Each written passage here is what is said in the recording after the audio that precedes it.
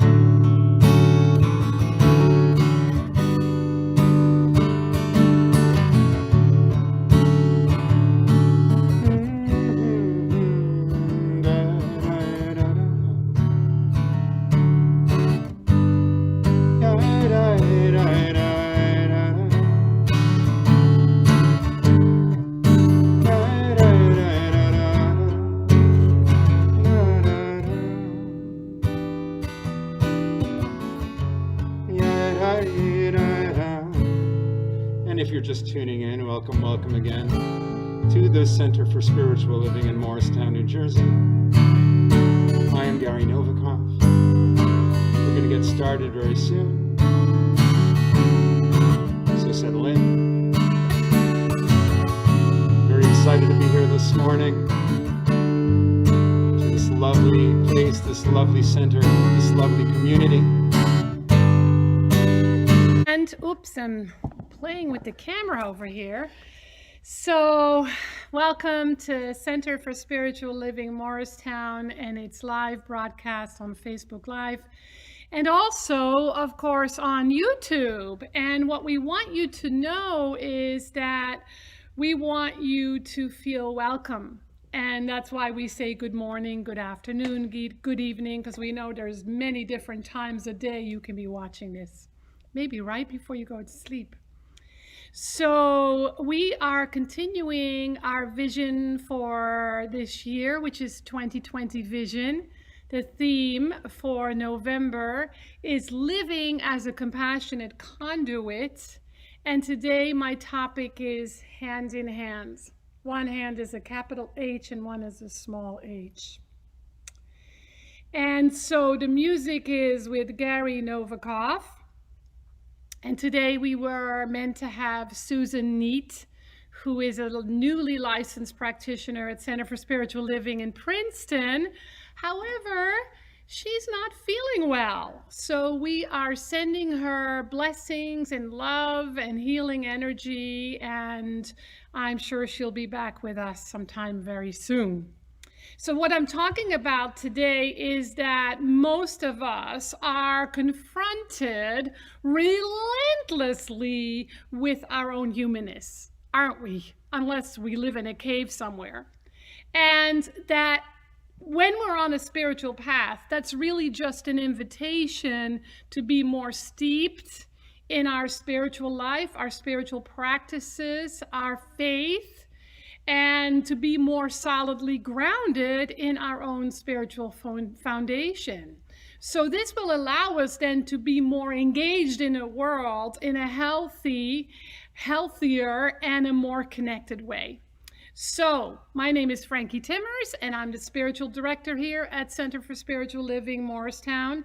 If you want to know more about us because you're new today, check us out on our website, www.cslmorristown.org. There's all kinds of things you can find there, and including if you have a desire to support our community and to give back, you can go to the Give button. So mention this broadcast to people you know that might be interested. Start a watch party, share the link, use the bubbles. We have Michael and Tammy here today, keeping an eye out what's happening on Facebook Live. And say hello to each other and maybe make some comments of how you're experiencing what I'm talking about or the music, and ask some questions that we can weave into future talks. And let us know if you're new, where you're from. We'd love to hear. So my talk today is, as I said earlier, hands in hands.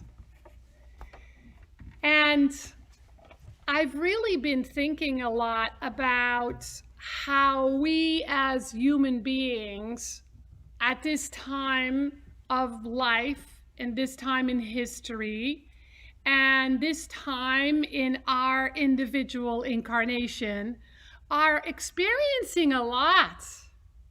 We're going through the challenge of a pandemic we've never experienced before. We're experiencing an election, the kind we've never experienced before or just experienced one. We are bombarded with all kinds of world news that is unprecedented. We are experiencing in the East anyway, here, or Eastern United States, winter. We're moving into winter. And some of you have already said to me, I feel so cold. I don't like winter coming. And then there are the holidays. I know you're thinking about this.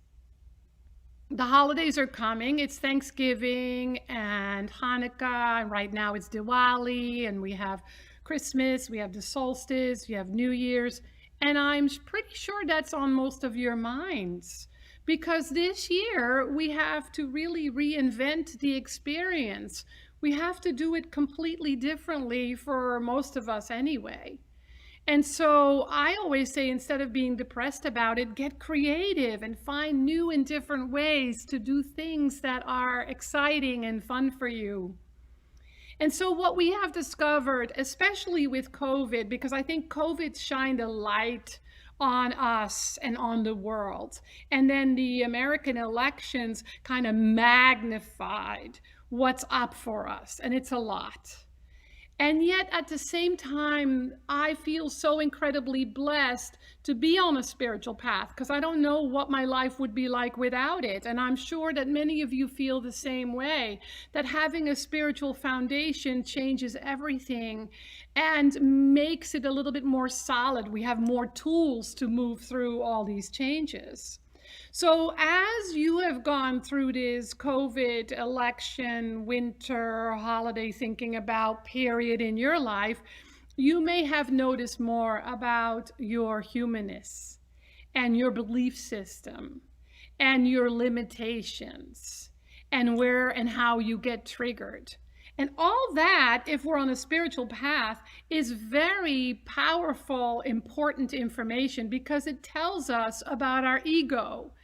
And it tells us about our personality, and it tells us how we experience our own humanness. And so in a way, maybe we're experiencing our nature like never before.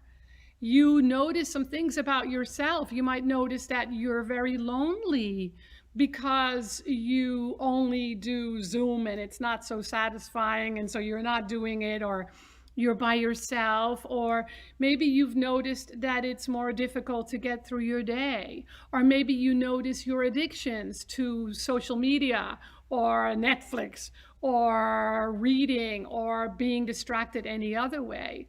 Or maybe you notice that you have more anxiety and stress. I spoke to somebody last week that said, I've never noticed I had anxiety until this all happened.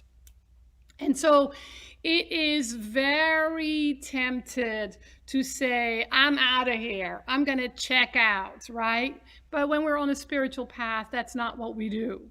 It's Ernest Holmes who said, and you saw this in the quote that we sent out in the blurb, he says, we need not leave the world, for we may engage in all of its activities without being controlled by them.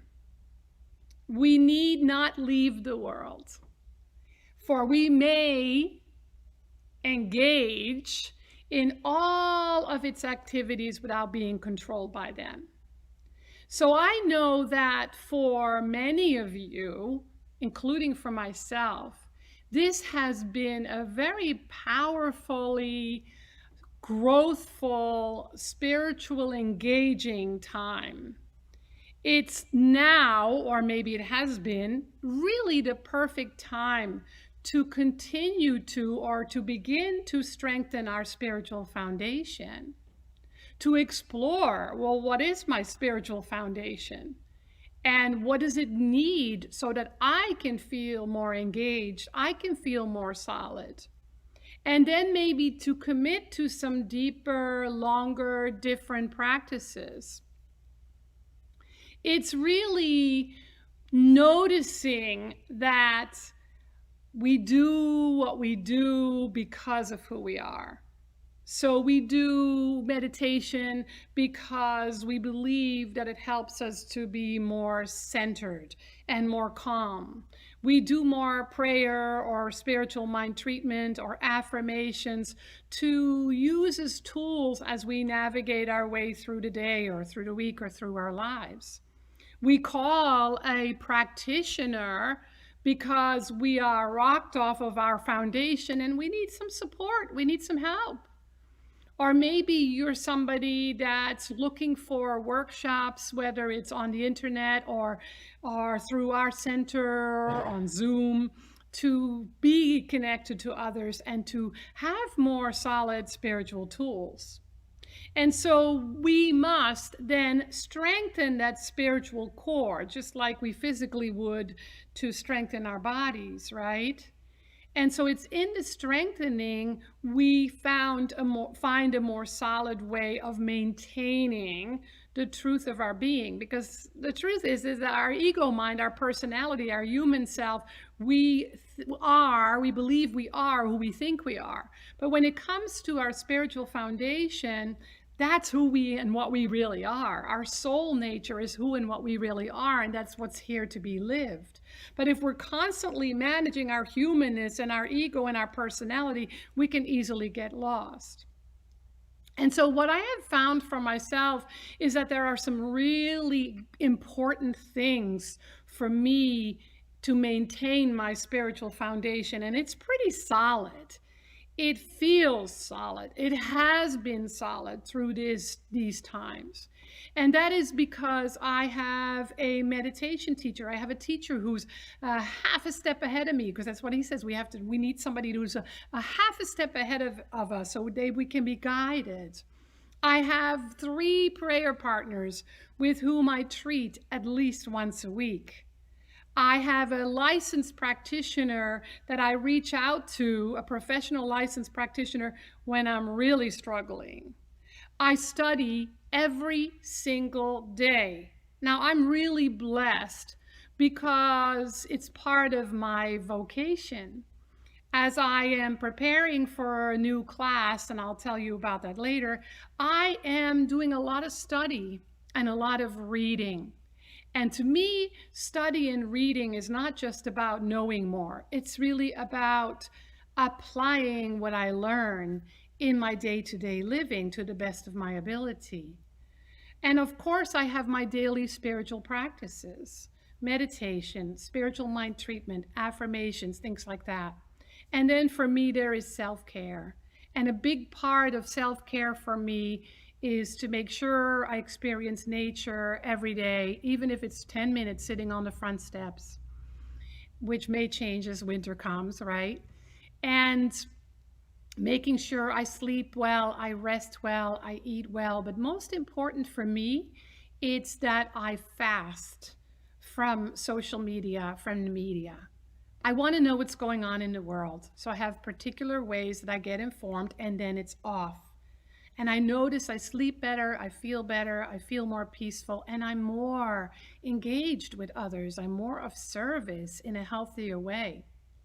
And so this is a time in history where we are confronted with things that we may have never been confronted by.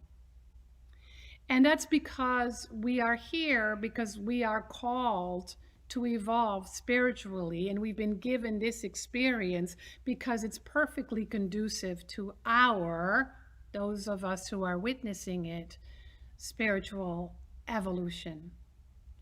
If you go to the website sacreddays.org, there's lots of really great information, and many of you know the fear to faith process. But there is a process they talk about called the kingdoms of consciousness. And it talks about the 4 kingdoms that we travel through on our spiritual journey. And the first kingdom is where we feel like a victim. And we feel like things are done to us. We have this tendency to blame others or outer things or outer experiences for who and what and where we are. And so that kingdom is saying, I have to do it all. It's me, me, me. And then we wake up. There comes a moment where we go, there has to be a different way.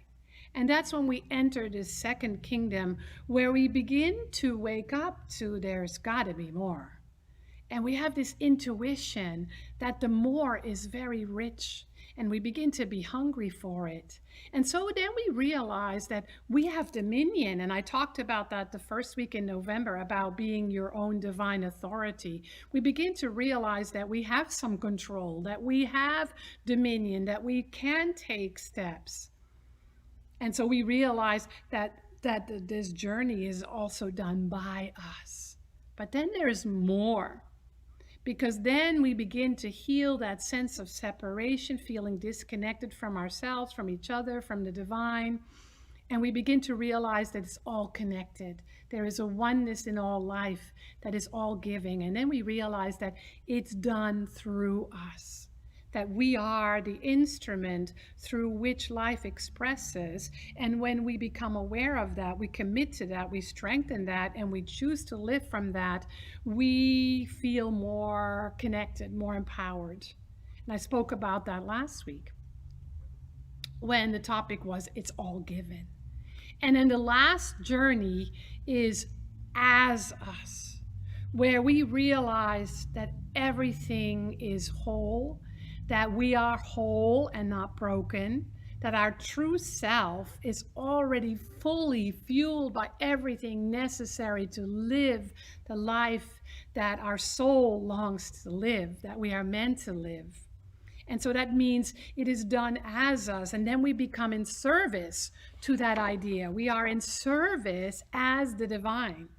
So when Ernest Holmes says, we need not leave the world, for we may engage in all of its activities, without being controlled by them. It means that we, on a spiritual journey, making a commitment to strengthen and maintain our spiritual foundation, that we're mastering something, that we're overcoming our limitations. We're overcoming lack. We're overcoming a belief that we are less than. We are overcoming this idea that the world is going to hell in a handbasket. We're overcoming them because we realize it's a limited view of how we see ourselves, each other, and the world, and it doesn't serve us.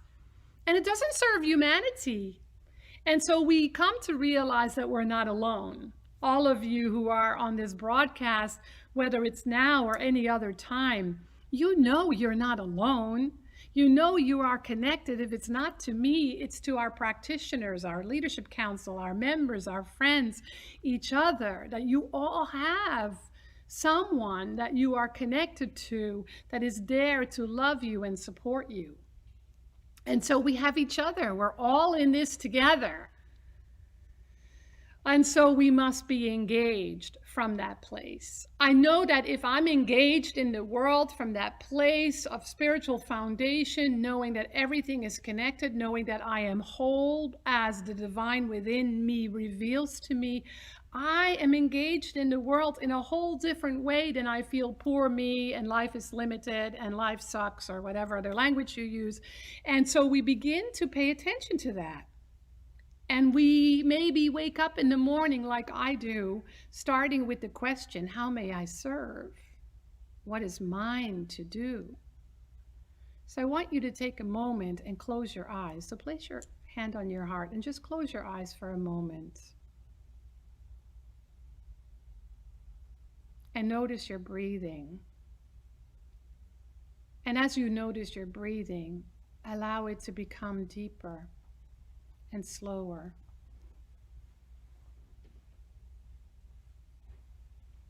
And then begin to notice the breath lifting up your heart when you breathe in,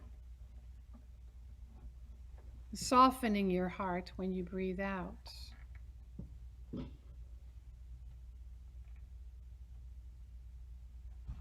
And just ask your heart, what is mine to do? And it doesn't have to be a big, huge question like save the world. Just right now or today, what is mine to do?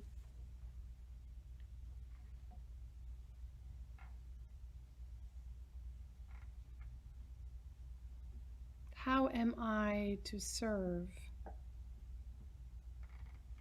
How may I serve, beloved spirit, beloved soul? How may I serve?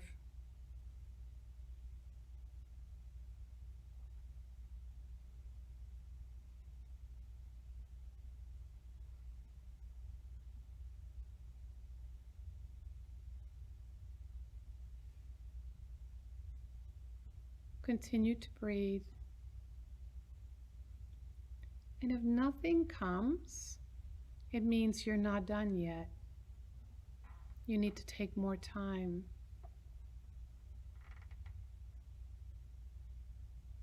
And if something comes that feels silly, like rake the leaves in my front yard, and go do that. Because you don't know whether somebody's going to walk by today that you need to meet, or that needs to see your smile, or needs to see you rake the leaves.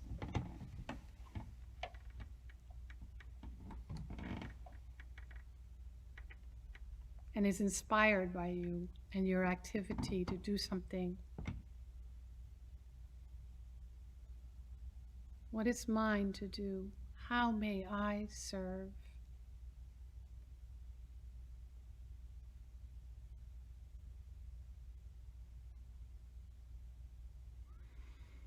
And so bring yourself back. Just remember, to be in spiritual practice allows you not to just know something from the neck up, but be something to the world. It allows you to be engaged.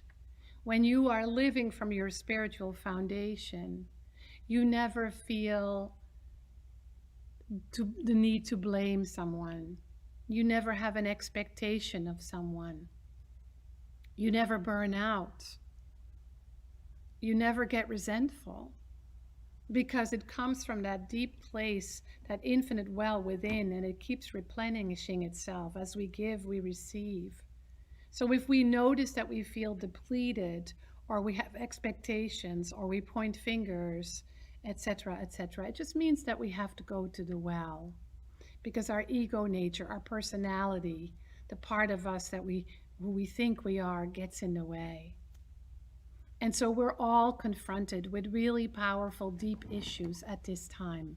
We're supposed to be, because we're supposed to be the transformers.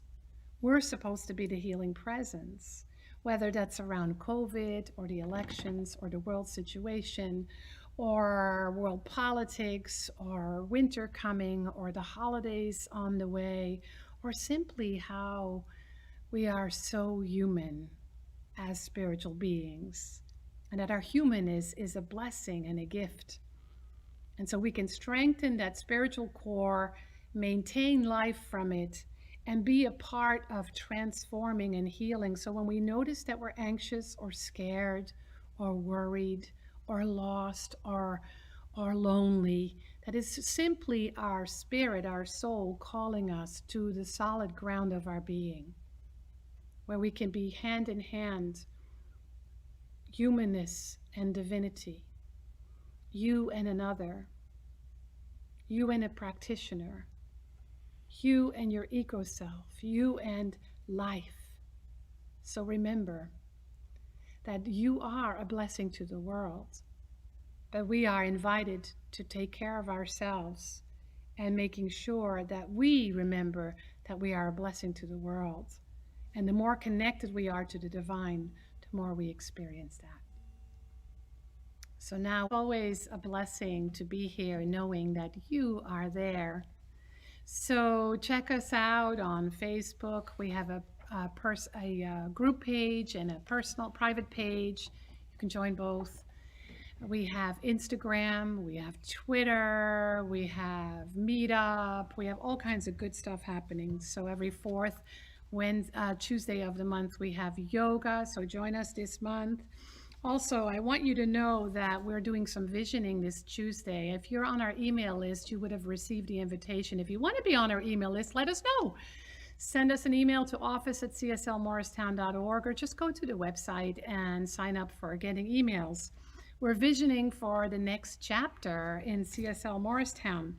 I also want you to know that we have a social hour afterwards, so you will have received that as well if you're on our mailing list. And I am starting a really cool class on December the 2nd. It's called Bible Wisdom. This flyer is going around.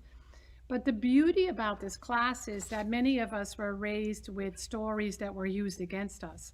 Now we're going to look at the metaphysical interpretation of the Bible stories, and we're going to use them for us to grow us and to heal some of the old ways we've heard those stories.